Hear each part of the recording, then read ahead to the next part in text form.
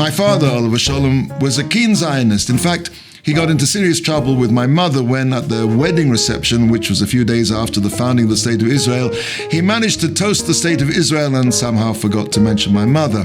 But my father, Olav haShalom, as so many Jews, found it difficult to believe in the coming of the Mashiach.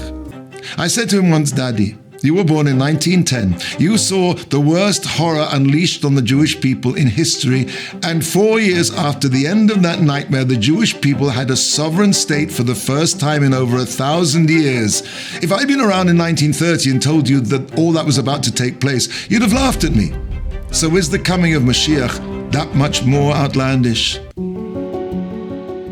Imagine you've never seen water boil. Imagine you lived in a world where there just was no means to heat something hotter than around 200 Fahrenheit or 90 degrees Celsius. You'd imagine that water just got hotter and hotter and hotter. The idea that a cataclysmic change in the nature of the water, turning it into vapor, would seem absurd, fanciful in the extreme.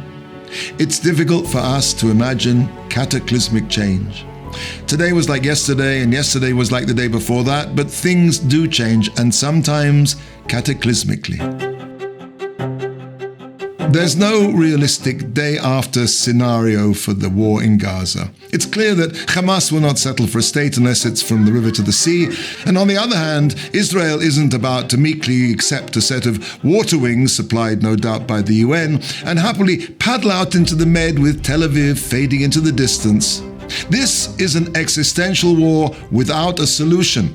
It's not a question of how to divide up the cake, where do we draw the line on the map? You get this bit, I'll swap you this bit. This is a war of ideals, a titanic clash of cultures that will not and cannot end in a stable compromise.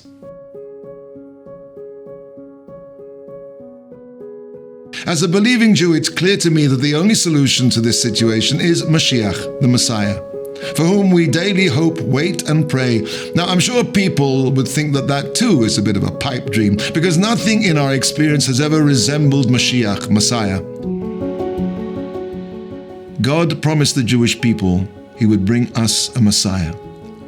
And just as He promised us that He'd preserve us throughout our long years of exile and torment, and He's done that against all the laws of history, so I believe He will bring His Redeemer to Zion.